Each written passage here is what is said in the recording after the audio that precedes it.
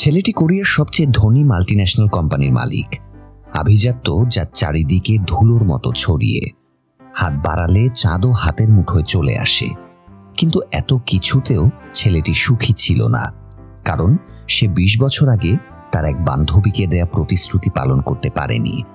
জীবনের 20টি বছর কেটে যাওয়ার পরে সেই প্রতিশ্রুতি পালন করতে ছেলেটি বেরিয়ে পড়ে তার সেই বান্ধবীর খোঁজে। শেষ পর্যন্ত ছেলেটি কি মেয়েটিকে খুঁজে পাবে? আসুন দেখে আসি সুন্দর একটি কোরিয়ান ড্রামার এক্সপ্লেনেশন। এই ড্রামাটি বাঁশঝাড়ের আগে আর কেউ কখনো এক্সপ্লেন করেনি। তাই ড্রামাটি যদি আপনাদের ভালো লাগে তাহলে অনুগ্রহ করে চ্যানেলটি সাবস্ক্রাইব করে আমাদের অনুপ্রেরণা দিয়ে পাশেই থাকবেন। তো আসুন গল্প শুরু করা যাক। কোরিয়ার সিওল শহরে, যেখানে সব ধনী লোকেদের বাস, মানুষ এই শহরে আসতে মুখিয়ে থাকে। অথচ এই অভিজাত শহর থেকে দূরে কোথাও চলে যাওয়ার সিদ্ধান্ত নিয়েছে আমাদের হিরো হা জন। শহর ছেড়ে যাওয়ার আগে হা জনের কাজিন ফোনে তাকে জিজ্ঞাসা করে সে তার সিদ্ধান্ত পরিবর্তন করবে কিনা। হা জন স্পষ্ট জানিয়ে দেয় সে এখানে আর থাকবে না। সেদিনের রাতের ফ্লাইট ধরে হা জন কোরিয়া ছেড়ে ইন্দোনেশিয়ায় চলে যায়। এরপর কেটে যায় 4 মাস। হা জন এখন ইন্দোনেশিয়ার জাকার্তা শহরের একটা রেস্টুরেন্টে কাজ করে। এই রেস্টুরেন্টটি খুবই জনপ্রিয় এবং বিখ্যাত একটি রেস্টুরেন্ট। হা জন মূলত অ্যাসিস্ট্যান্ট শেফ মায়ার আন্ডারে কাজ করে। যদিও মায়ার আসল বাড়ি ফিলিপাইনে, তবে সে এখন শেফ হবার স্বপ্ন নিয়ে ইন্দোনেশিয়াতেই থাকে। যাই হোক, 2 মাস কেটে গেলেও হা জন এখনো সেভাবে কাজ শিখে উঠতে পারেনি। তাই সে চিংড়ি পরিষ্কার করতে পারছিল না। ব্যাপারটা খেয়াল করে মায়া এগিয়ে যায় এবং তাকে শিখিয়ে দেয় কিভাবে চিংড়ি পরিষ্কার করতে হয়। একবার দেখানোতেই হা জন বেশ ভালোভাবেই চিংড়ি পরিষ্কার করা শিখে যায়। কিছুক্ষণ পর কিচেনে চিফ শেফ মিস্টার আরিফ হাদি আসে। আরিফ ঘোষণা দেয় তাদের রেস্টুরেন্টের একজন বোর্ড অফ ডিরেক্টর, যার নাম মার্ক ডেভিস, তিনি তার জন্মদিন এই রেস্টুরেন্টে সেলিব্রেট করবেন।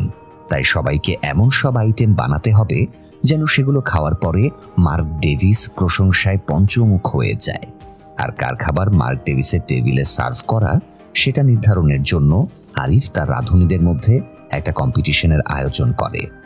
আরিফ জানায় লাঞ্চ ব্রেকের পরেই তাদের এই কম্পিটিশন শুরু হবে। তাই সবাই নিজেদের কাজ শেষ করে কিচেনের বাইরে গিয়ে লাঞ্চ করতে বসে। হা জন সবসময় একটু আলাদা হয়ে থাকতো, কারো সাথে তেমন একটা মিশতো না। তাই তাকে নিয়ে সহকর্মীদের মধ্যে নানা কানাঘুষা চলতেই থাকতো। কেউ বলতো হা জন অনেক বড় লোকের ছেলে, কেউ প্রতিবাদ করে বলতো বড় লোকের ছেলে হলে সে রেস্টুরেন্টে কাজ করবে কেন? নিশ্চয়ই ও কাউকে খুন করে এখানে পালিয়ে এসেছে। আবার আরেকজন তাদেরকে থামিয়ে দিয়ে বলতো ওর ব্যাপারে বেশি আলোচনা না করতে, কারণ ও খুব ডেঞ্জারাস লোক। সহকর্মীদের আলোচনা সবটাই হা জনের কানে যেত, কিন্তু সে কাউকে কিছু বলতো না, চুপ করে সব শুনে যেত। যাই হোক, একটু পর সহকর্মীদের সাথে লাঞ্চ করতে মায়াও সেখানে আসে। মায়ার খাবার দেখে সহকর্মীরা তার খাবারের ওপর ঝাঁপিয়ে পড়ে। মায়ার হাতের রান্না খুব সুস্বাদু হওয়ায় সবাই তাকে পছন্দ করত।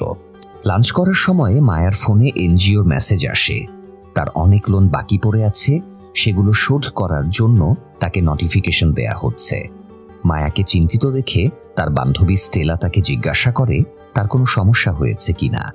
মায়া তার ধারের কথা জানায়, তবে সে বেশ আশাবাদী ছিল যে মিস্টার মার্ক ডেভিসকে খাবার খাইয়ে সে যে টিপস পাবে তাই দিয়ে সে লোনের টাকাটা শোধ করতে পারবে।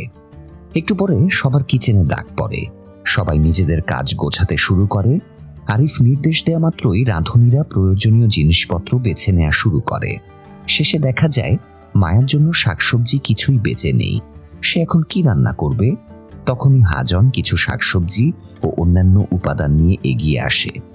আসলে সে বুদ্ধি করে এগুলো আগেই সরিয়ে রেখেছিল। যাই হোক, সবাই নিজেদের রান্না শুরু করে। রান্না শেষে চিফ শেফ আরিফ সবার রান্না করা খাবার টেস্ট করে। সে মায়ার আইটেম খেয়ে বলে রান্নাটা টেস্টি হয়েছে, কিন্তু পারফেক্ট হয়নি। অর্থাৎ মায়ার আইটেম মার্ক ডেভিসের জন্মদিনে সার্ভ করা হবে না। এটা শুনে মায়া বেশ আপসেট হয়ে পড়ে। তার ধার শোধ করার শেষ উপায়টাও এখন হাতছাড়া হয়ে গেল। মায়ের মন খারাপ দেখে হা জন তাকে সান্ত্বনা দেয় এবং তাকে কফি খেতে নিয়ে যায়। কফি শপে তারা অনেক গল্প করে, তারপর নিজেদের বাড়িতে ফিরে যায়। বাড়ি ফেরার পরে হা জনের কাছে তার কাজিনের ফোন আসে এবং হাজনকে জিজ্ঞাসা করে সে মায়াকে তার পরিচয় দিয়েছে কিনা। হাজন জানায় সে এখানে এখনো তার পরিচয় গোপন করে আছে। সে মায়াকেও এখনো জানায়নি যে সে কোনো সাধারণ ঘরের ছেলে না, বরং সে কোরিয়ার সিওল শহরের সবচেয়ে ধনী পরিবার এবং এলবি কোম্পানির মালিক প্রিন্স হাজন। হাজন চায় মায়া তাকে ভালোবাসুক, তবে সেটা প্রিন্স হিসেবে না, বরং একজন সাধারণ ছেলে হিসেবে। এতে বোঝা যাবে মায়ার তার প্রতি ভালোবাসা পিওর কিনা। যাই হোক, পরের দিন মার্ক ডেভিসের জন্মদিন ছিল, তাই সব রাঁধুনি খাবার রান্নায় ব্যস্ত হয়েছিল। আরিফ গতদিনের একটা সিলেক্টেড আইটেম রান্না করার নির্দেশ দেয়, কিন্তু রান্না শেষে গড়বড় হয়ে যায়। রান্নার মশলা মেশানোর ভুলের কারণে সেই আইটেমটা সার্ভ করার অনুপযোগী ছিল। তাই আরিফ পরিস্থিতি সামাল দিতে মায়াকে নির্দেশ দেয় তার আইটেমটা দ্রুত রান্না করার জন্য। মায়া আর হাজন মিলে আইটেমটি রান্না করা শুরু করে। এ সময় মার্ক ডেভিস এবং তার কয়েকজন রিলেটিভ কিচেন পরিদর্শনে আসে। ডেভিসের সাথে একটা মেয়ে ছিল, যাকে দেখা মাত্রই হাজন চমকে ওঠে এবং লুকিয়ে পড়ে, অর্থাৎ হাজন এবং মেয়েটি একে অপরের সাথে পরিচিত। যাই হোক, মার্ক ডেভিস সব আয়োজন দেখে আরিফকে ধন্যবাদ জানিয়ে নিজের টেবিলে চলে যায়। কিছুক্ষণের মধ্যে মায়ার আইটেম রেডি হয়ে যায়। তারপর সেই আইটেম মার্ক ডেভিস এবং তার রিলেটিভদের সার্ভ করা হয়।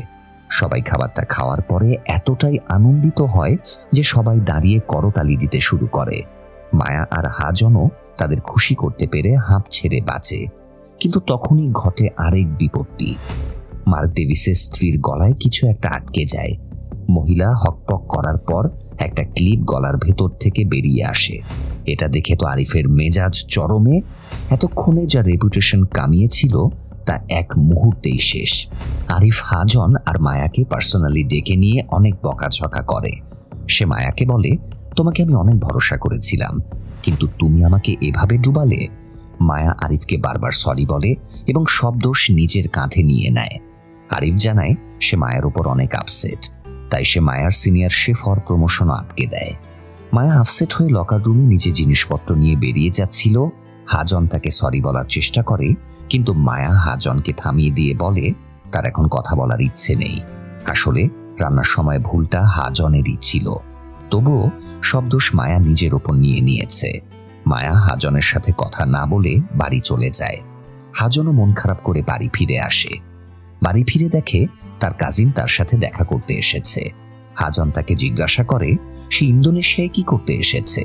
কাজিন জানায় রিসেন্টলি জাকার্তায় একটা ইন্টারন্যাশনাল কুকিং কম্পিটিশন হতে চলেছে, আর সেই কম্পিটিশনের স্পন্সর তাদের কোম্পানি করছে, তাই এই ব্যাপারে বিজনেস ডিল করতে সে এখানে এসেছে। শুধু তাই না, তারা হাজনের রেস্টুরেন্টের চিফ শেফ আরিফের কাছেও এই ব্যাপারে কথা বলতে যাবে। হাজন জানায় তোমার যা খুশি করো, শুধু আমাকে কোনো কিছুর মাঝে জড়িও না। এদিকে মায়া রাতে ইন্টারনেট সার্চ করে দেখে মিস্টার মার্ক ডেভিস আর স্ত্রী কি খাবার পছন্দ করেন। সে একটা ফলের চাটনির কথা জানতে পারে। সে সিদ্ধান্ত নেয় এই চাটনিটা খাইয়ে সে তাদের কাছে ক্ষমা চেয়ে নেবে। তাই পরের দিন সে আরিফের কাছে গিয়ে বারবার রিকোয়েস্ট করে তাকে ভুল শুধরানোর একটা সুযোগ দেওয়ার জন্য। আরিফ প্রথমে হাতুকাতু করলেও মায়ার রিকোয়েস্টে তাকে আরো একটা সুযোগ দেয়। মায়া খুশি হয়, চাটনির জন্য সেই ফলটা খুঁজতে যাচ্ছিল। বাইরে বের হতেই সে এনজিও কর্মীদের সামনে পড়ে যায়। তারা মায়াকে লোনের টাকা পরিশোধের জন্য আবারও ওয়ার্নিং দেয়। এ সময় হাজনও সেখানে চলে আসে। সে মায়াকে বলে যেহেতু গতকাল সে ভুল করেছে, তাই সে মায়াকে আজকের রান্নায় সাহায্য করতে চায়। কিন্তু মায়া তাকে সাথে নিতে চাইছিল না, সে একাই সবকিছু করতে চাইছিল। এ নিয়ে দুজনের মাঝে তর্কাতর্কি হচ্ছিল। ঠিক তখনই পেছন থেকে গতকাল ডেভিসের সাথে থাকা সেই মেয়েটাও হাজনকে এসে চমকে দেয় এবং জিজ্ঞাসা করে সে এখানে কি করছে। হাজন তাকে দেখে বেশ অপ্রস্তুত হয়ে যায়। মায়াও এই সুযোগে সেখান থেকে সরে পড়ে। হাজনও মেয়েটার কাছ থেকে কোনো রকম নিজেকে ছাড়িয়ে পালিয়ে যায়। তারপর তার কাজিনকে ফোন দিয়ে বলে শায়রিন তাকে দেখে ফেলেছে, সে হয়তো বাড়িতে তার কথা বলে দেবে, আর সবাই তার লোকেশনের ব্যাপারে জেনে যাবে। তাই সে কাজিনের কাছে এই ব্যাপারে হেল্প চায়। এদিকে মায়া বাজারে গিয়ে কেপেল নামের একটা ফল খুঁজে বেড়াচ্ছিল, কিন্তু সে খুঁজে পাচ্ছিল না। এ সময় তার কাছে হাজন পৌঁছে যায়। হাজন তাকে বলে আগে নাস্তা করে নিয়ে তারপর না হয় তারা পুরো মার্কেট খুঁজে দেখবে। মায়া বুঝতে পারে হাজন নাছোড়বান্দা, তাই সে নাস্তা করতে বসে পড়ে। নাস্তা শেষ করে হাজন বসেছিল, তখন সে কয়েকজন দুষ্টু ছেলেকে দেখে একটা বাচ্চা ছেলেকে মারধর করছে। সে গিয়ে ছেলেটাকে উদ্ধার করে এবং তাকে আইসক্রিম খেতে দেয়। অন্যদিকে মায়া ততক্ষণে পুরো বাজার খুঁজেও কেপেল না পেয়ে হতাশ হয়ে ফিরে আসে। তাদের কথাবার্তা শুনে ছেলেটা জিজ্ঞাসা করে তারা কিছু খুঁজছে কিনা। মায়া ছেলেটাকে কেপেলের নাম বলে, কিন্তু ছেলেটা সেটা বুঝতে পারে না, কারণ ফলটা স্থানীয়ভাবে অন্য নামে পরিচিত। তখন হাজন ছেলেটাকে কেপেলের ফটো দেখায়। সেটা দেখেই ছেলেটা চিনে যায় এবং বলে তাদের প্রতিবেশীর বাগানে এই ফল প্রচুর আছে। এরপর ছেলেটা তাদের সেখানে নিয়ে যায়, কিন্তু সেখানে গিয়ে দেখে বাগানে একটা রাগী কুকুর পাহারা দিচ্ছে। কুকুর দেখে তো ছেলেটা আগেই পালিয়ে যায়। কুকুরটা যদিও বাধা ছিল, কিন্তু কুকুরটা তাদের দেখেই লাফঝাপ দিতে শুরু করে। হাজন ভাব নিয়ে বলে এসব কুকুর টুকুর সামলানো তার জন্য কোনো ব্যাপারই না। সে দুরু দুরু পায়ে এগোতে থাকে, তখনই কুকুরের দড়িটা ছিঁড়ে যায়, আর হাজনও ভয়ে পেছনে ঘুরে ভোঁ দৌড় লাগায়। যদিও কুকুরটা মায়ার কাছে আসতেই শান্ত হয়ে যায়। মায়া কুকুরটাকে সামলে নেয় এবং কুকুরের সাথে বন্ধুত্বও করে নেয়। তারপর প্রয়োজন মতো ফল নিয়ে চলে আসে। ফেরার পথে তারা এক জায়গায় বসে গল্প করে। হাজন জানায় কিচেনে তাদের কলিগেরা তাকে নিয়ে যেসব গুজব ছড়ায় তা একদম সত্যি না। সে কোনো খুনটুন করে এখানে আসেনি, বরং সে নিজের মনকে স্থির করতে এখানে এসেছে। তারপর সে মায়াকেও জিজ্ঞাসা করে সে ফিলিপাইন ছেড়ে জাকার্তায় কেন আসলো। মায়া জানায় তার শেফ হবার স্বপ্ন ছিল, আর আরিফ অনেক ফেমাস একজন শেফ, তাই সে আরিফের আন্ডারে কাজ করতে এখানে এসেছিল। অনেক গল্পের পরে তারা বাড়ি ফিরে যায়। বাড়ি ফিরে মায়া কেপেলের চাটনি বানানো শুরু করে। তখন তার কাছে স্টেলা আসে এবং এই কম্পিটিশনে জয়েন করার পরামর্শ দেয়। মায়া জানায় কম্পিটিশনের এন্ট্রি ফি অনেক বেশি, এত টাকা তার কাছে নেই। স্টেলা মায়াকে বলে শেফ আরিফের সাথে কথা বলতে। আরিফের রেস্টুরেন্টে যদি তার জন্য স্পন্সর করে তাহলে তার এন্ট্রি ফি লাগবে না। মায়াও সহমত জানিয়ে বলে সেই ব্যাপারে আরিফের সাথে কথা বলবে। পরের দিন মায়া চাটনি বানিয়ে আরিফকে দিয়ে টেস্ট করায়। চাটনির টেস্ট আরিফের পছন্দ হয়, তাই সে খাবারটা মিস্টার মার্ক ডেভিস এবং তার স্ত্রীকে খাওয়ানোর পারমিশন দিয়ে দেয়। আরিফ মায়া এবং হাজনকে মিস্টার ডেভিসের বাড়িতে নিয়ে যায়, তারপর খাবারটা পরিবেশন করে। চাটনি খেয়ে মিস্টার ডেভিস এবং তার স্ত্রী খুবই খুশি হয় এবং আরিফকে জড়িয়ে ধরে অভিবাদন জানায়। পেছনে দাঁড়িয়ে হাজন একটু অবাক এবং আপসেট হয়, কারণ খাটনি করল মায়া, কিন্তু সব ক্রেডিট আরিফ একাই পাচ্ছে। আরিফ ডেভিস দম্পতির কাছে বিদায় নিয়ে বেরিয়ে যায়। মায়াও তার পেছনে লিফট পর্যন্ত যায়। লিফটে ওঠার আগে মায়া হাজনকে তার কুকিং কম্পিটিশনে পার্টিসিপেট করার আগ্রহের ব্যাপারে জানায়, কিন্তু আরিফ মায়াকে ডিরেক্ট না করে দেয়। সে মায়াকে বলে তার এখনো অনেক কিছু শেখা বাকি, কম্পিটিশনে পার্টিসিপেট করার মতো লেভেলে সে এখনো আসেনি। কথা শেষ করেই আরিফ চলে যায়। আরিফের এই আচরণে হাজন আরো ক্ষিপ্র হয়ে যায়। রেস্টুরেন্টের সামনে তারা যখন বসেছিল তখন সে আরিফকে গালাগাল করছিল আর মায়াকে বোঝাচ্ছিল তার আরিফের ছায়া থেকে বেরিয়ে আসা উচিত, কারণ সে একজন স্বার্থপর। সে মায়ার রেসিপিগুলো চুরি করে নিচ্ছে।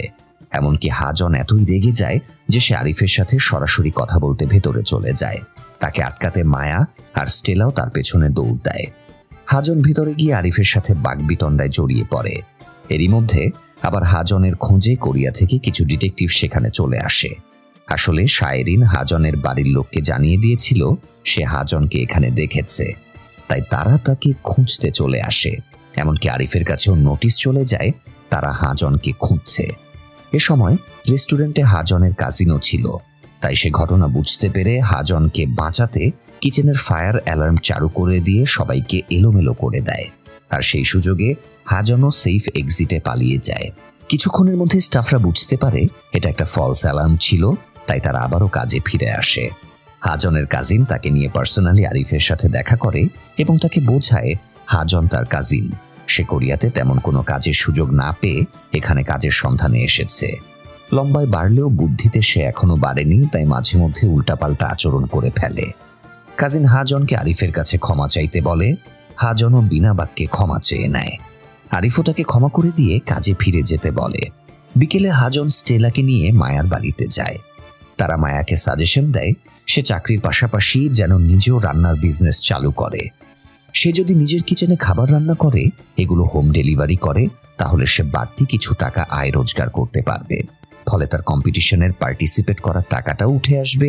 তাদের কথা শুনে মায়া একটু বিরক্ত এবং আপসেট হয়, কারণ সে নিজের সমস্যার মধ্যে আর কাউকে জড়াতে চাইছিল না।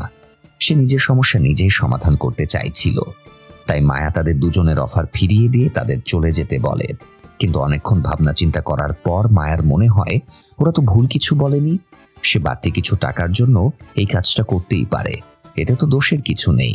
তাই মায়া রাতেই রান্না শুরু করে এবং বেশ কিছু আইটেম রান্না করে সেগুলো বিভিন্ন জনের নামে পার্সেল করে ফেলে। পরের দিন মায়া রেস্টুরেন্টে ডিউটিতে গিয়ে হাজন এবং স্টেলাকে ধন্যবাদ জানায় এবং সে রান্নার ব্যবসা শুরু করার সিদ্ধান্ত নেয়। ডিউটি শেষে সন্ধ্যায় হাজন এবং স্টেলা মায়ার জন্য অনেক বাজার করে নিয়ে যায়। মায়ার যাতে নিজের কাছে খারাপ না লাগে তাই তারা দুজনও মায়ার পার্টনার হয়ে যায় এবং যা লাভ হবে তার সমান শেয়ারের প্ল্যান করে। এরপর থেকে অফ টাইমে মায়া রান্না করতে শুরু করে। তার কাছে প্রচুর অর্ডারও আসতে থাকে, যদিও অধিকাংশ অর্ডারই হাজনের ফেক অর্ডার, যাতে মায়া বেশি বেশি টাকা ইনকাম করতে পারে। এভাবে কেটে যায় এক সপ্তাহ পরে তারা হিসেব নিকেশ করতে বসে কত টাকা লাভ বা ক্ষতি হলো। হাজন হিসেব করে দেখায় তারা এই সপ্তাহে 105টা খাবারের বক্স বিক্রি করেছে, কিন্তু পর্যাপ্ত লাভের জন্য পরিমাণটা যথেষ্ট না। এখান থেকে লাভ করতে হলে হয় তাদের খাবারের দাম বাড়িয়ে দিতে হবে অথবা তাদের আরো বেশি করে খাবার বিক্রি করতে হবে। মায়া আরো 10 বক্স বেশি করে খাবার বিক্রি বাড়িয়ে দেবার কথা বলে উঠে যায়। আসলে মায়া খুব আপসেট ছিল, কারণ গ্রামের বাড়ির উপরে তাদের লোন তোলা ছিল। পাওনাদাররা গ্রামের বাড়িতে মায়ার আন্টিকে রোজ জ্বালাতন করছে। এটা নিয়ে মায়া খুবই আপসেট। সে আন্টিকে কোনো সাহায্য করতে পারছিল না, এই ব্যাপারটা তাকে যন্ত্রণা দিচ্ছিল। হাজন সিদ্ধান্ত নেয় সে মায়ের লোন কৌশলে শোধ করে দেবে এবং তাকে ঋণের দায় থেকে মুক্তি দেবে। তাই হাজন লোকজন নিয়ে মায়ার গ্রামের বাড়ি ফিলিপাইনের উদ্দেশ্যে রওনা দেয়। এদিকে রেস্টুরেন্টে এসে মায়া আরিফের সাথে কাজ করছিল। তখন আরিফ বলে, শুনলাম কেউ একজন নাকি হোটেল স্টাফদের কাছে খাবার বিক্রি করছে। কাজটা যেই করুক এটা ঠিক করছে না। কথাটা শুনে মায়া ঘাবড়ে যায়। আরিফ তাকে বলে, আমি তোমাকে বিশ্বাস করি, আমি জানি তুমি এই কাজটা করবে না। তুমি এখানেই মন দিয়ে কাজ করতে থাকো, খুব শীঘ্রই তুমি প্রমোশন পাবে। মায়া আরিফের কথায় মাথা নেড়ে সায় দেয়, কিন্তু মুখ ফুটে কিছুই বলে না। অন্যদিকে হাজন লোকজন নিয়ে পাওনাদারদের কাছে পৌঁছে যায়। তারপর তাকে একটু উত্তম মধ্যম দেয় এবং তাকে তার প্রাপ্য টাকা দিয়ে স্ট্যাম্পে সাইন করিয়ে নেয়, যেন সে আর কখনো মায়া বা তার আন্টিকে বিরক্ত না করে। এরপর সে আবার দ্রুত ইন্দোনেশিয়ায় ফিরে আসে। পাওনাদারকে মারার সময় হাজনের হাতে কিছুটা চোট লেগেছিল, তাই হাতে ব্যান্ডেজ করা ছিল। মায়া ব্যান্ডেজ দেখে জিজ্ঞাসা করে সেখানে কি হয়েছে। হাজন কোনোভাবে কথাটা এড়িয়ে যায়। তাদের দুটো পার্সেল ডেলিভারি করার কথা ছিল। পার্সেল দুটো মায়া হাজনের হাতে দেয়। তারপর মায়া কিচেনে আরিফকে নতুন একটা ডিশ ট্রাই করাতে যায়। মায়ার সাথে লুকিয়ে হাজনও কিচেনে যায়, কিন্তু এ সময় একজন ডিটেকটিভ তাদেরকে দেখে ফেলে। আরিফ এই ডিটেকটিভকে অ্যাপয়েন্ট করে রেখেছিল তার আড়ালে কে রান্নার বিজনেস করছে তাকে ধরার জন্য। তাই লোকটা মায়া এবং হাজনকে ফলো করে কিচেন পর্যন্ত যায়। কিচেনে গিয়ে মায়া আরিফকে নতুন একটা রান্না খাওয়ায়। এটা খেয়ে আরিফ খুব খুশি হয়। সে মায়াকে প্রমোশন দেবে জানিয়ে দেয়। এটা শুনে খুশিতে মায়া তাকে জড়িয়ে ধরে। আর এই দৃশ্য দেখে কিচেনে লুকিয়ে থাকা হাজনের মাথা খারাপ হয়ে যায়। সে আচমকা উঠে দাঁড়িয়ে আর টেবিলে থাকা থালাবাটি নিচে পড়ে যায়। আরিফ তাকে দেখে ফেলার আগে সে বাইরে পালিয়ে যাচ্ছিল, কিন্তু এই সময় ডিটেকটিভ ঢুকে পড়ে আর তার সাথে ধাক্কা লেগে হাজনের হাত থেকে খাবারের পার্সেলটা পড়ে যায়। ডিটেকটিভ আরিফকে ডেকে বলে এই দুজনই তার আড়ালে রান্নার বিজনেস করছিল। আরিফের মন আবারও এক মুহূর্তে ভেঙে যায়। সে রাগী চোখে হাজনের দিকে তাকিয়ে থাকে। আরিফ মায়া এবং হাজন দুজনকে বকাঝকা শুরু করে। মায়া হাজনকে বাঁচাতে সব দোষ নিজের ঘাড়ে নেবার চেষ্টা করছিল, তাই এটা হাজনের পছন্দ হচ্ছিল না। তাই সে নিজের ক্যাপটা ছুঁড়ে মেরে বলে এই বালের চাকরি করবই না। এই বলে সে রাগে গজগজ করতে বাইরে চলে যায়। হাজন চলে যাবার পর আরিফ মায়াকে চাকরি থেকে বের করে দেয় এবং বলে এই কিচেনে মিথ্যাবাদীর কোনো জায়গা নেই। মায়ার কোনো কথা বলে না। তার জিনিসপত্রগুলো গুছিয়ে নিয়ে যাচ্ছিল, তখন তার সহকর্মীদের সবাই নিজেদের একটা করে ছুরি মায়াকে গিফট করে এবং তাকে সবাই ঘটা করে বিদায় জানায়। মায়াও সবার ভালোবাসা পেয়ে বিমোহিত হয়ে পড়ে। বাইরে বেরিয়ে এসে মায়া হাজনকে জড়িয়ে ধরে কাঁদতে শুরু করে আর বলে এতদিন ধরে এত পরিশ্রম করলাম এই প্রমোশন পাওয়ার জন্য, আর যেদিনটাতে আমি প্রমোশন পেলাম ঠিক একই দিনে চাকরিটাও হারিয়ে ফেললাম। এটা কোনো কথা? হাজন মায়াকে কিভাবে সান্ত্বনা দেবে বুঝতে পারছিল না। তখন মায়া নিজেই আবার বলে ওঠে সে থেমে থাকবে না। চাকরি হারানোর পর সে এখন স্বাধীন। তাই সে যা খুশি তাই করতে পারবে। আর সবার প্রথমে সে কুকিং কম্পিটিশনে পার্টিসিপেট করবে। সে দেখতে চায় সে কত দূর এগোতে পারে। হাজনও তাকে পূর্ণ সমর্থন জানিয়ে দেয়। মায়া পুরো দমে প্রস্তুতি নেওয়া শুরু করে। কয়েকদিনের মধ্যে কম্পিটিশনের জন্য তার ডাকও চলে আসে। সে আনন্দ এবং উত্তেজনায় পাগল হয়ে যাবার উপক্রম হয়। এদিকে হাজন আবার আরেক সমস্যায় পড়ে যায়। তার কাজিন ফোন দিয়ে জানায় হাজনের বাবার মুমূর্ষ হবার পরে বোর্ড মেম্বারদের মধ্যে হট্টগোল লেগেই আছে। কোম্পানিকে টেক ওভার করবে এই নিয়ে নিয়মিত ঝামেলা চলছে। তাই হাজন যেন তার পার্সোনাল কাজ শেষ করে দ্রুত ফিরে আসে। হাজনও জানায় মায়াকে তার লক্ষ্যে পৌঁছে দেবার পর সে ফিরে আসবে। যাই হোক, নির্ধারিত দিনে কম্পিটিশন শুরু হয়। কম্পিটিশনে গিয়ে মায়ার শেফ আরিফের সাথে দেখা হয়। আরিফকে এই শোয়ের বিচারক হিসেবে নিয়োগ দেওয়া হয়েছে। আরিফ মায়াকে জিজ্ঞাসা করে সে এখনো এক্সপার্ট না, তবুও সে এখানে কি করছে। স্টেলা পাশে থেকে জানায় চাকরি থেকে বের করে দেওয়ার পরে মায়ার আর কিছুই করার নেই, তাই সে এই পথটাকেই বেছে নিয়েছে নিজের ক্যারিয়ার গড়ার জন্য। এটা শুনে আরিফ মায়াকে হুট করে চাকরি ছাড়া করার জন্য সরি বলে এবং তাকে যে কোনো প্রয়োজনে সাহায্য করার প্রতিশ্রুতি দেয়। কিছুক্ষণ পরে শোয়ের কার্যক্রম শুরু হয়ে যায়। প্রথম রাউন্ড শুরু হবার কয়েক মুহূর্ত আগে মায়া আজকের টাস্ক সম্পর্কে জানতে পারে। আজকের টাস্ক হলো কে কতটা ভালোভাবে ছুরির ইউজ করতে পারে সেই টেকনিক পরীক্ষা। এটা দেখে মায়া একটু সমস্যায় পড়ে যায়, কারণ সে ধারালো ছুরির ব্যাগটা বাড়িতে ফেলে এসেছে। হাজন কথাটা শোনা মাত্রই ছুরির ব্যাগটা আনতে বেরিয়ে পড়ে। মায়া ততক্ষণে তার কাছ থেকে থাকা ছুরি দিয়ে মাংস মাছ কাটাকাটির চেষ্টা চালিয়ে যায়। এরই মধ্যে আবার মায়ার অ্যাসিস্ট্যান্ট হয়ে আসা স্টেলা হাত কেটে বাইরে চলে যায়। মায়া ভাবে হয়তো সে প্রথম রাউন্ডেই হেরে যাবে। সময় যখন শেষের দিকে তখন হাজন ছুরির ব্যাগ নিয়ে চলে আসে। মায়া খুব দ্রুত একদম চোখের পলকে পিস পিস করে মাছগুলো কেটে ফেলে এবং সময়ের মধ্যেই নিজের টাস্ক শেষ করে। শেফ আরিফ সবার অ্যানালাইসিস করে প্রথম রাউন্ডের জন্য মায়াকে উইনার ঘোষণা করে। মায়া আনন্দে লাফিয়ে ওঠে। কম্পিটিশনের দ্বিতীয় রাউন্ড শুরু হবে আগামীকাল, কিন্তু মায়ার অ্যাসিস্ট্যান্ট স্টেলার হাত কেটে যাওয়ায় সে আর মায়াকে সাহায্য করতে পারবে না। তাই মায়া চিন্তায় পড়ে যায়। তখন হাজন জানায় তোমাকে এই যুদ্ধের ময়দানে আমি একা ফেলে যাব না, কাল থেকে আমি তোমার অ্যাসিস্ট্যান্ট হব। হাজন জানে চারদিকে ক্যামেরা থাকবে, টিভিতে অনুষ্ঠান সম্প্রচার করা হবে, তবুও সে রিস্ক নিয়ে মায়াকে সাহায্য করতে এগিয়ে আসে। হাজন তার কাজিনকে ব্যাপারটা জানিয়ে রাখে। কাজিন হাজনকে সাবধান করে দেয় সে যেন যথাসম্ভব ক্যামেরা এড়িয়ে চলে, বাকিটা সে সামলে নেবে। পরের দিন দ্বিতীয় রাউন্ডের জন্য মায়া কম্পিটিশন হলে যায়। সেখানে তার গ্রামের এক ছেলের সাথে দেখা হয়ে যায়। সেই ছেলেটা মায়াকে বলে, শুনেছি তুমি এখানে এসে বড়লোক একটা বয়ফ্রেন্ড জুটিয়ে ফেলেছ, আর সেই ছেলেটি তোমার মায়ের সমস্ত ঋণ পরিশোধ করে দিয়েছে। শুধু তাই না, এই ছেলেটা নাকি বিশ্ববিখ্যাত এলবি গ্রুপের মালিক। ছেলেটার কথা শুনে মায়া কনফিউজড হয়ে যায়। সে কিছুই বুঝে উঠতে পারে না। সে গ্রামে তার আন্টিকে ফোন দেয় এবং জানতে পারে তার সব লোন পরিশোধ হয়ে গেছে। মায়ার তখন হাজনের ওপর সন্দেহ হয়। এ সময় হাজন সেখানে চলে আসে, কিন্তু মায়া তখন তাকে কিছুই বলে না, কারণ দ্বিতীয় রাউন্ডের সময় হয়ে গিয়েছিল। তাই তারা রান্নায় লেগে পড়ে।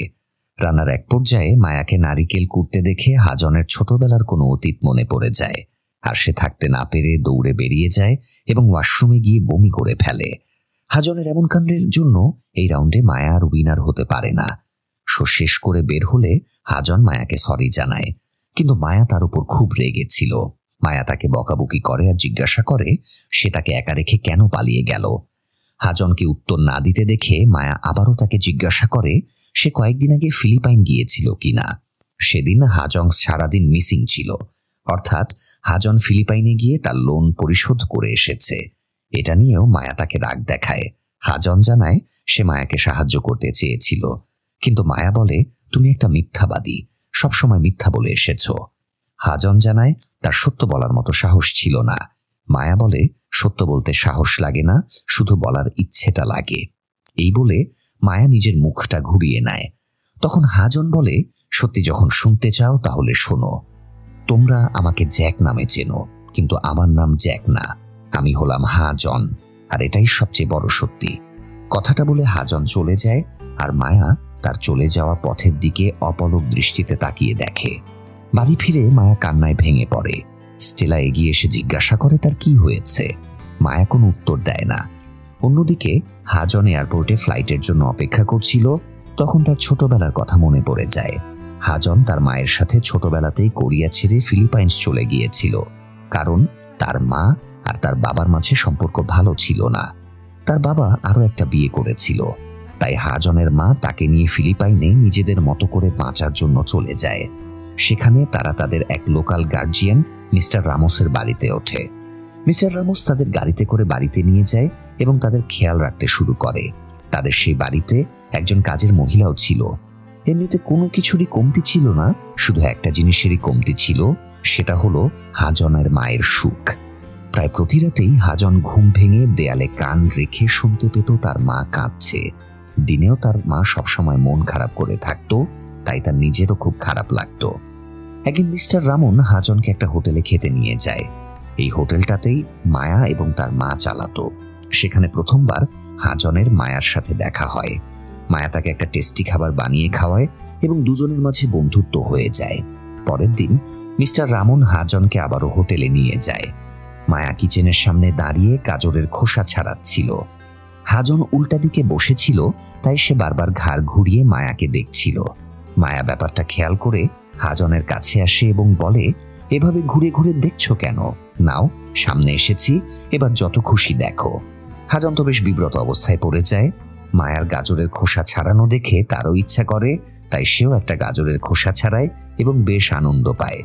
একটু পর একটা কুকুর আসলে মায়া কুকুরটাকে এক টুকরা খাবার দেয় আর বলে, যেদিন আমি অনেক বড়লোক হব সেদিন তোকে পেট ভরে খাওয়াতে পারবো। মিস্টার রামন মায়াকে জিজ্ঞাসা করে, তুমি কিভাবে বড়লোক হবে? মায়া বলে, সে একদিন অনেক বড় রেস্টুরেন্ট খুলবে আর অনেক টাকা কামাবে। মায়া হাজনকে জিজ্ঞাসা করে, সে কি করতে চায়? হাজন জানায়, সে কিছুই করতে চায় না, সে শুধু তার মাকে খুশি দেখতে চায়। মায়া বলে, মাকে খুশি দেখতে চাইলে ওনার জন্য নিজের হাতে রান্না করে নিয়ে যাও। কাউকে নিজের হাতের রান্না খাইয়ে যতটা খুশি করা যায় আর অন্য কিছু দিয়ে এতটা খুশি করা যায় না। এরপর মায়া হাজনকে স্যান্ডউইচ বানানো শিখিয়ে দেয়। হাজানও স্যান্ডউইচ বানিয়ে মায়ের জন্য নিয়ে যায়। মা সেই খাবার খেয়ে খুব খুশি হয়। এরপর কয়েকদিন মায়ের সাথে তার খুব ভালো সময় কাটে। পাশাপাশি মায়ার সাথেও হাজনের বন্ধুত্ব আরো দৃঢ় হয়ে ওঠে। মায়া তার সব স্বপ্ন হাজনের সাথে শেয়ার করে। একদিন হাজন মায়াকে নিয়ে বাড়িতে আসে, কিন্তু হাজনের মা সেদিন প্রচন্ড আপসেট ছিল, তাই বাড়ির কাজের মহিলা মাকে বিরক্ত করাতে বারণ করে। হাজন মায়াকে নিয়ে কিচেনে চলে যায়।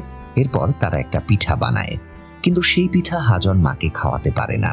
সেদিন রাতে হাজন ঘুমাচ্ছিল, হঠাৎ অনেক রঙিন আলো এবং আওয়াজে তার ঘুম ভেঙে যায়। সে উঠে দেখে তার মাকে অ্যাম্বুলেন্সে করে নিয়ে যাওয়া হচ্ছে, কারণ তার মা সুইসাইড করেছে।